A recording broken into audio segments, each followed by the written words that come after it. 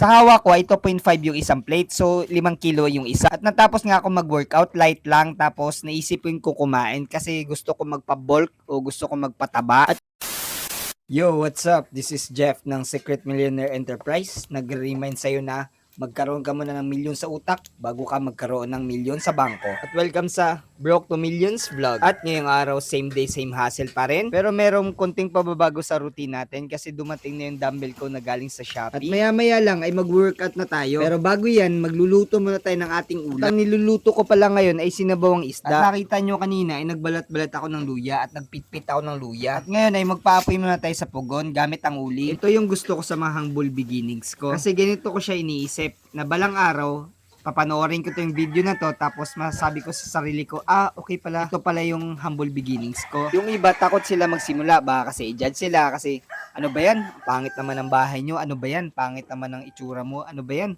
pangit naman ang sitwasyon mo. Lahat naman nagsisimula ay pangit naman talaga. Along the way naman din gumaganda yun. Bali, in-improve na lang yun. Yun yung isa sa rason kaya sinimulan ko itong Secret Millionaire Enterprise. Sinimulan ko to hindi dahil milyonaryo ako. Ang purpose niya kasi ay nakahango lang din sa taglay na magkaroon ka muna ng milyon sa utak bago ka magkaroon ng milyon sa bangko. Kasi naalala ko, sabi ng mga mayayaman or mga millionaire o billionaire, sabi nila, lahat ng bagay, lahat ng great things, nagsisimula sa isang pangarap, sa ideya. Kaya naisip ko, what if gagawa ko ng content or gagawa ko ng company or business, tapos maging mukha ko lang din yung post palagi. Kaya ito, sinastart ko na yung content ko. At dahil eager ako ma-improve yung sarili ko, pumasok din yung ideya na, what if mag-workout ako? Lately, kasi sobrang puyat sa trabaho bilang timekeeper sa liga. Less than 50 na lang yung timbang ko, kaya sabi ko, kawa naman yung sarili ko.